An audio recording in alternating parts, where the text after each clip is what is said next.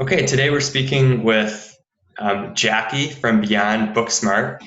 We're going to be talking today about executive functioning skills, which include things like managing your time, staying on task, prioritizing, things that really wrap around what it means to be a good student, but don't necessarily get covered in a specific academic class.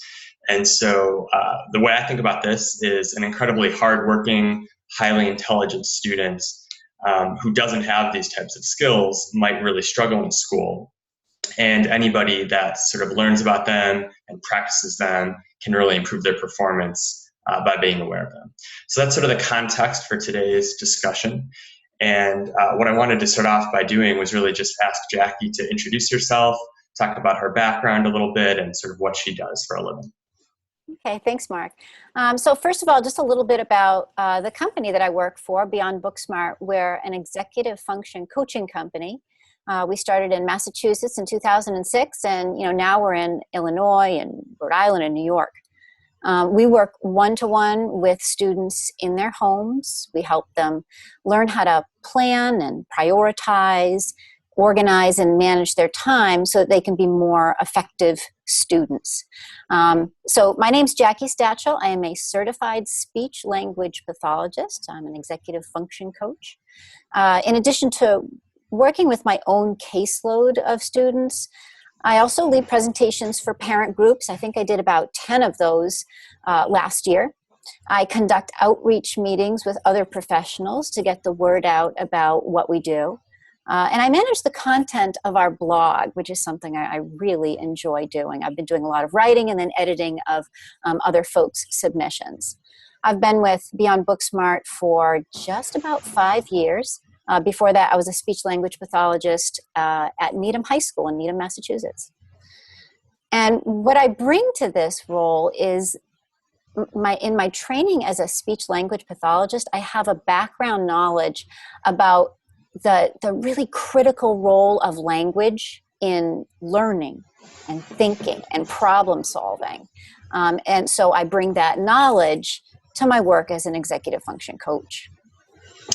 That's interesting. And so what I want to do next is, and you hit on this a little bit already with some of the points that you made, but if you just had to spend a few minutes giving, as well as you can do in a few minutes, but a full definition of what is executive function coaching and what are the skills that comprise that field.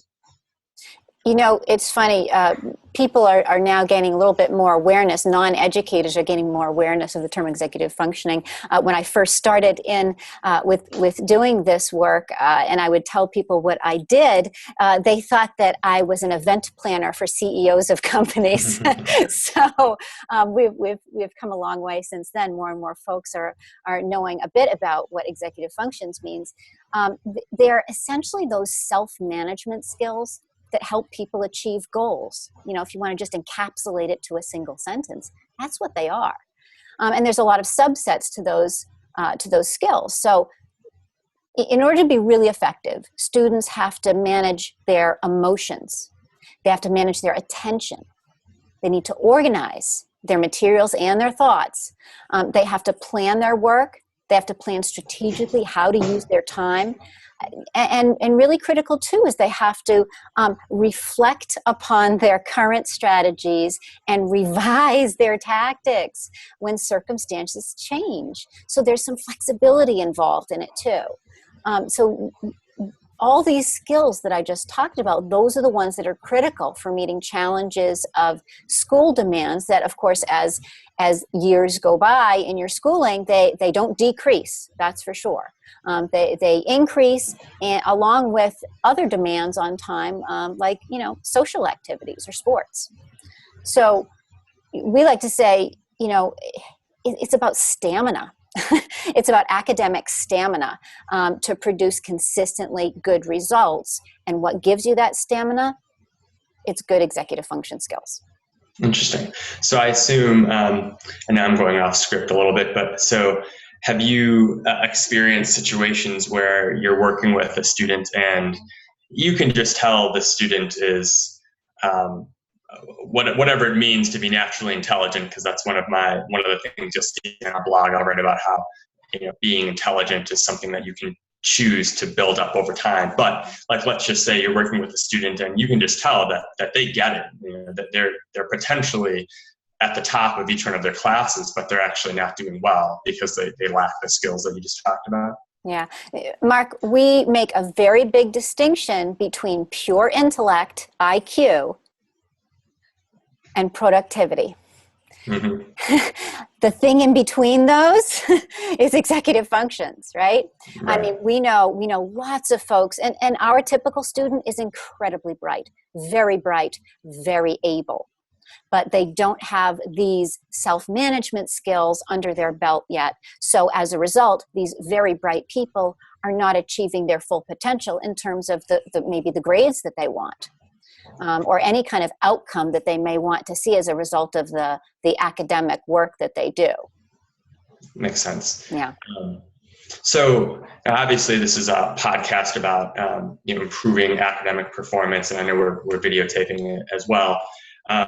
So the difference between executive and I think you've maybe already provided this definition, but I just wanted to explore, especially if there are parents listening.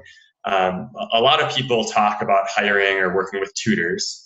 How would you describe the difference between working with a tutor and hiring an executive function coach? And is it sometimes the same thing, or should it generally be two separate decisions?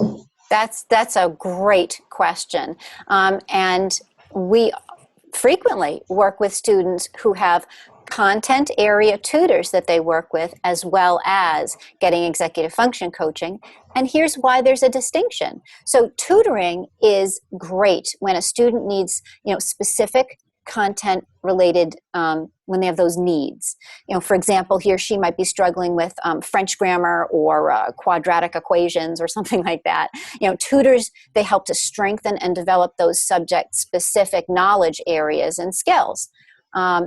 Now, executive function coaching comes in to help students develop these kind of overall skills with how they manage their work and themselves.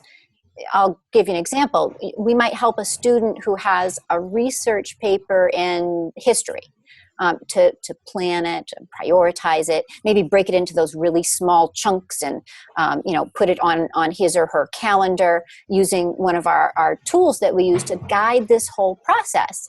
And when that same student has a paper due for a different class, well, he can apply that same framework to how he manages the new project, regardless of the specific subject matter. So I guess in short, we serve as guides to how to be an overall effective student across subject domains. And the really cool part about it is, we know these self-management skills are the key to success, not just, in middle school, high school, but college and professional life as well. So there's a clear long-term benefit to developing them. And, like I said at the outset, there's a pretty good distinction in between tutoring and executive function coaching. Right. Yeah, I would, just from my perspective, I'd almost say that the opportunity for a lot of tutors would be to just incorporate a bit more of executive function coaching into what they do, even though they're not going to be experts. But for a student that maybe is pretty good at these types of things, it never hurts to be reminded of them. Absolutely. And, it's one of those things that, as you were saying at the beginning of the podcast, how these are skills that are frequently not explicitly taught in schools. We have to, schools have to cram in a lot of content, right? Right. So they often don't spend the time talking about how to study, how to use your time, how to break down a project. Right. Yeah, I agree. So I was just curious, I think it'd be interesting. Do you have any sort of very interesting case studies to share about a student who just really was struggling, and then just by consistently working on these skills, there were clear changes that occurred? Yeah. I think that as coaches, we're consistently amazed at this transformative power that it has. I think all of our coaches can attest to, their own stories of working with students. I think in general, I think the most gratifying change is when we can facilitate a student, moving from this lack of confidence in academics, right? So they might be perceived as the lazy kid, right? When really what's happened is they've lost their confidence and they've decided to stop trying because they see nothing for their efforts. And working and engaging with that student to help him redefine himself as capable. And we know that this kind of change is really gradual. There's no quick fixes, overnight miracles that happen with this work. It's hard work, and it takes time. So what as coaches, what we'll do is, we'll start with this very small success. So we'll help to facilitate and engineer something that we know that they can accomplish and do, that they can reflect on, look back and say, oh, well, I never thought I could do that before. It looks like I can. The coach helps them really look at that really carefully. And we have found over, working with hundreds of students, that leads to them willing to invest just a little bit more effort. When they invest just that little bit more effort, they're going to see a little bit better outcome.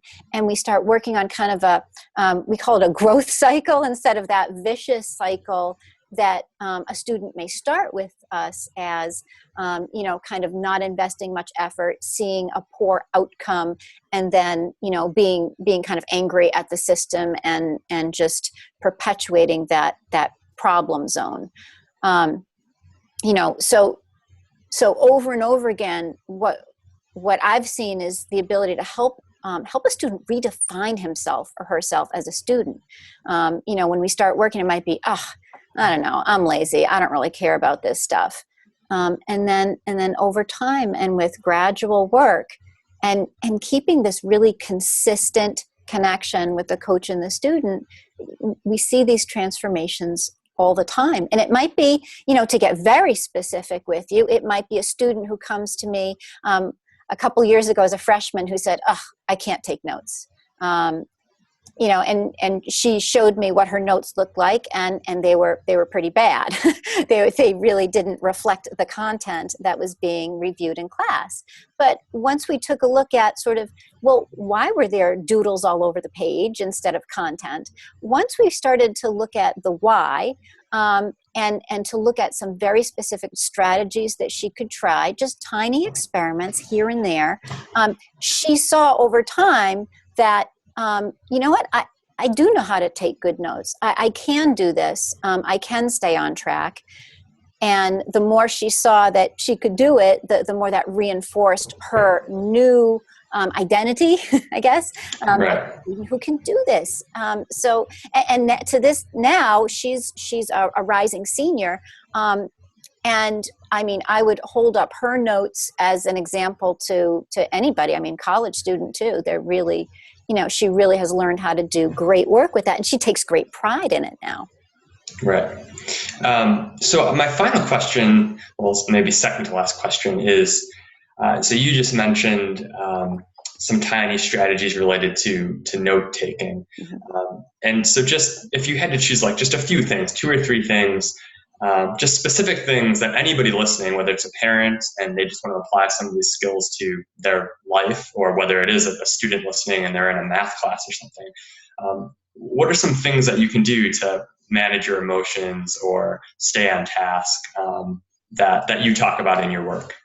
Okay. Well, in terms of staying on task, one of the tools that we love to use and we recommend to a lot of folks, and we use it ourselves, is a free app called Self-Control. And it's something that you download for free. And it's a way to minimize the distractions on your computer. So you self-identify some websites that are time drains for you, whether they're social media or email or fantasy football, and you put them on the blacklist there. And you're able to toggle a switch and predefine how long you want to block them so that you can work effectively and minimize your distractions. I love it. So adults use it, students use it.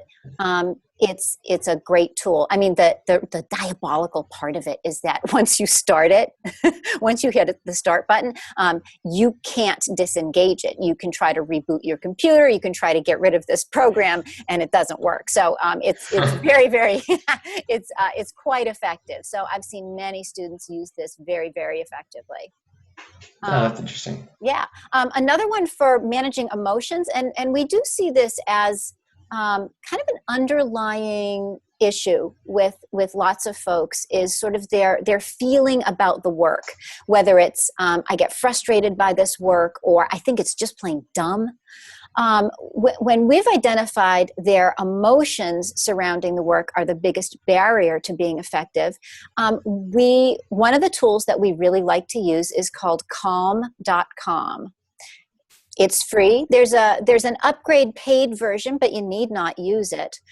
You can use it on your laptop or on a smartphone or iPad. And it is just guided meditations. And they are wonderful and effective. And you can do them for 2 minutes, 5 minutes, 10 minutes. You get to decide how long. But just the fact that they are guided is very helpful. A lot of people don't have the structure within themselves to, if you say you should meditate, they kind of don't understand how to make that happen. And this really effectively guides you through that, and just has a very calming effect. I've got students who have test anxiety who will use a calm.com meditation for a couple minutes before walking into their test, or who might feel anxious before trying out for the team at the beginning of the season. So that's been a very big one for us too. Interesting. Yeah. So I mean, even you recommended 2 apps, which is really interesting. And I even though, like, without worrying about the apps, though, it's interesting. Like, basically, you're saying to stay on task, you just have to be structured and say, what are the things that get me off task, and recognize those, and just say to yourself, I'm not going to do those things. And then meditation is kind of a totally different thing that I wasn't even expecting you to talk about, but it makes sense, and that can help you reduce your nerves. So.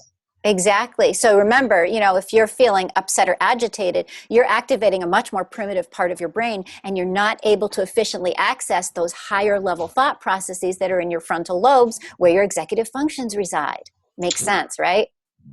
Yeah. Well, it's interesting. I think, personally, there's a lot of focus for me, obviously, because I run a tutoring company, on specific academic skills. And I think when I think about what I want to be writing about in our blog and introducing parents and students to, I personally am going to take a lot about what you talked about and try to incorporate it into what we do.